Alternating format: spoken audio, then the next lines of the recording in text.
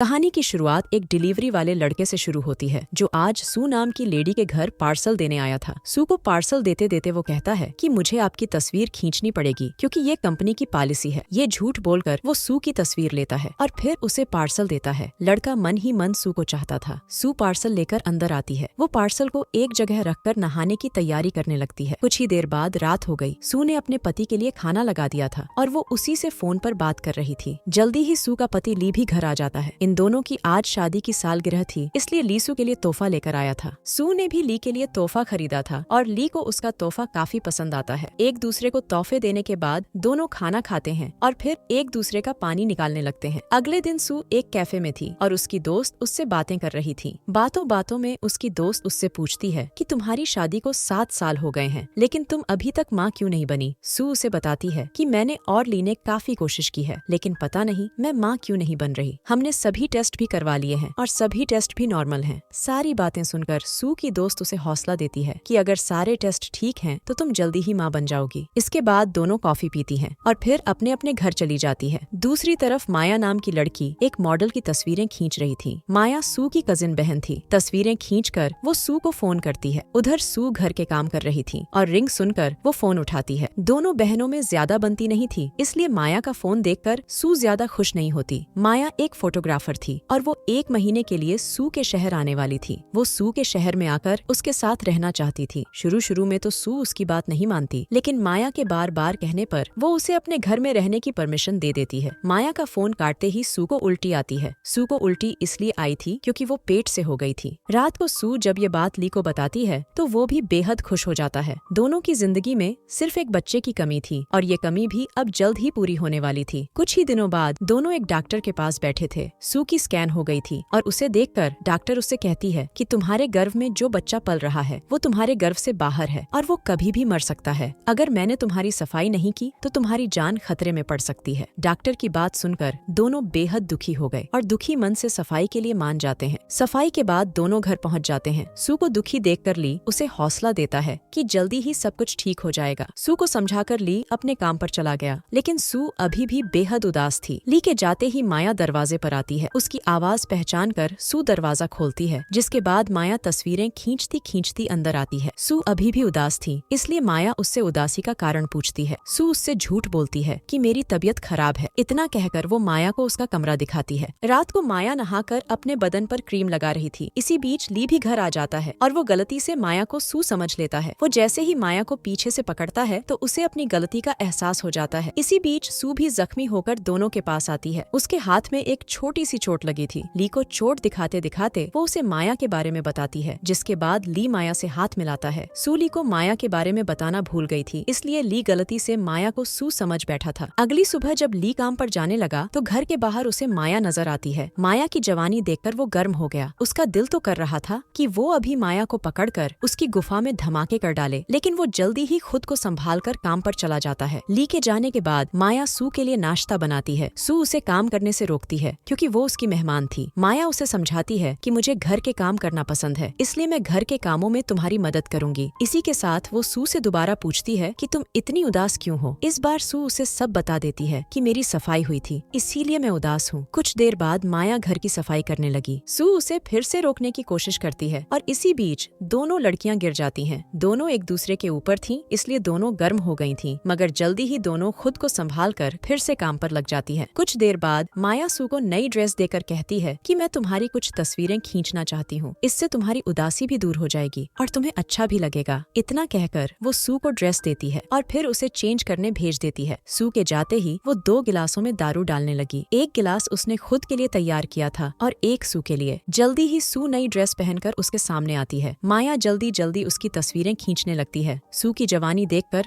माया भी गर्म हो गई। तस्वीरें खींचने के बाद दोनों दारू पीती हैं और दारू पीते पीते एक दूसरे का पानी निकालने लग जाती हैं। थोड़ी ही देर बाद रात हो गई। ली भी अब घर आ चुका था, इसलिए तीनों मिलकर खाना खाने लगते हैं। खाना खाते खाते सू ली को सब बताती है कि आज माया ने मेरी तस्वीरें खींची। उसने ली को तस्वीरों के बारे में तो बता दिया था, लेकिन वो ये नहीं बताती कि माया ने उसका पानी भी निकाला था। खाने के बाद ली और सू अपने कमरे में आते हैं और एक दूसरे का पानी निकालने लग जाते हैं। उसके बाद ली सू से पूछता है कि माया हमारे घर से कब जा रही है, क्योंकि उसके कारण हमारी प्राइवेसी खत्म हो रही है। ली की बात सुनकर सू उदास हो गई। क्योंकि उसे माया के साथ मजा आने लगा था। अगली सुबह सू माया के पास आकर कहती है कि तुम्हें अब जल्दी ही यहाँ से चले जाना चाहिए क्योंकि तुम्हारे कारण ली को परेशानी हो रही है। सू की बात सुनकर माया हैरान हो गई। उसे लगने लगा कि शायद ली को पता चल गया है कि उसने सू का पानी निकाला है। सू उसे समझाती है कि ली को हमारे बारे में कुछ पता नहीं चला। असल में पहले हम दोनों घर के किसी भी हिस्से में शुरू हो जाते थे, लेकिन तुम्हारे आने के कारण ली ऐसा नहीं कर सकता, इसीलिए उसे तुमसे परेशानी हो रही है। सू की बात सुनकर माया कहती है कि मैं जल्द ही यहाँ से चली जाऊंगी। इसके बाद वो सू को चूमने लगती है और दोनों फिर से अपनी प्यास बुझाने लग जाती हैं। रात को माया जब अपने कमरे में थी तो ली उसके पास आता है। सू बाजार में राशन खरीदने गई हुई थी। ली माया के पास आकर कहता है कि मुझे पता है कि तुम मेरी बीवी को बिगाड़ रही हो, इसलिए तुम्हें मेरे घर से चले जाना चाहिए। ली की बात सुनकर माया हैरान हो गई। दरअसल माया जब सू की तस्वीरें खींचती खींचती उसका पानी निकालने लगी थी, तब ली किसी काम से घर आया था और उसने दोनों को साथ में देख लिया था। उसने उसी रात सू से जानबूझकर कहा था कि माया के कारण उसे परेशानी हो रही है। ली की सारी बात सुनकर माया कहती है कि अगर तुम चाहो तो हम दोनों बहनें मिलकर तुम्हारी गर्मी शांत कर सकती हैं। उसकी बात सुनकर ली इतना गुस्सा करता है कि वो गुस्से में आकर माया की गुफा में धमाके करने लगता है। माया भी उसे नहीं रोकती क्योंकि उसे भी ली के साथ मजा आने लगा था। अब कहानी कुछ दिनों बाद शुरू होती है। सू घर के काम कर रही थी और इसी बीच माया उसके पास आती है। माया उदास थी क्योंकि वो पेट से हो गई थी। वो ये बात जब सू को बताती है तो सू